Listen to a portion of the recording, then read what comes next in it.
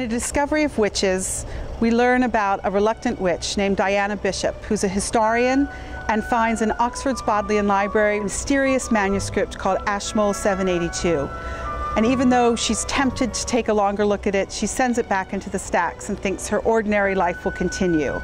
But what she doesn't know is how many other creatures have been looking for this same manuscript, including a 1,500-year-old geneticist and vampire named Matthew Claremont.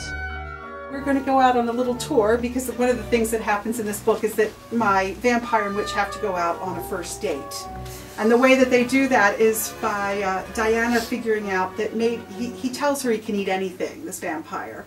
He doesn't have fangs, so she already knows that that part of the vampire legend is wrong, wonders what else is. And she goes off to Oxford's Covered Market to do some shopping for what she thinks maybe a vampire would like to eat on a date.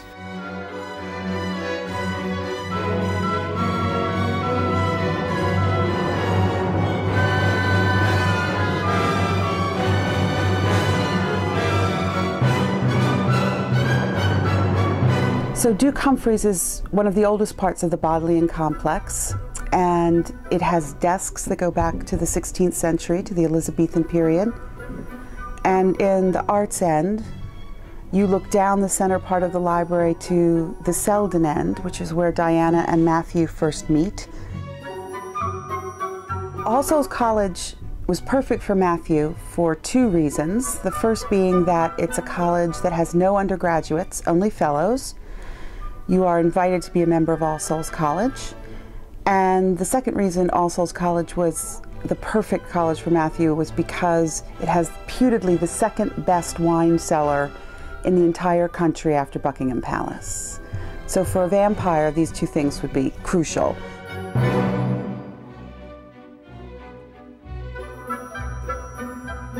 Again, Matthew has a very long history with lots of occupations. So one of the things that he is something of an architecture buff.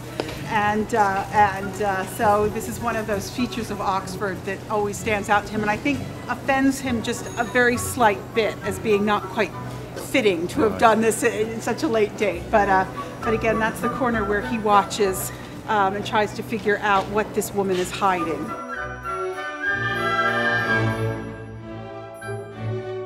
This lets you into the part of New College where the chapel is, and you're right opposite the part of the college where there's the old medieval garden, which is really, people were asking about the medieval garden, it's really just a mound.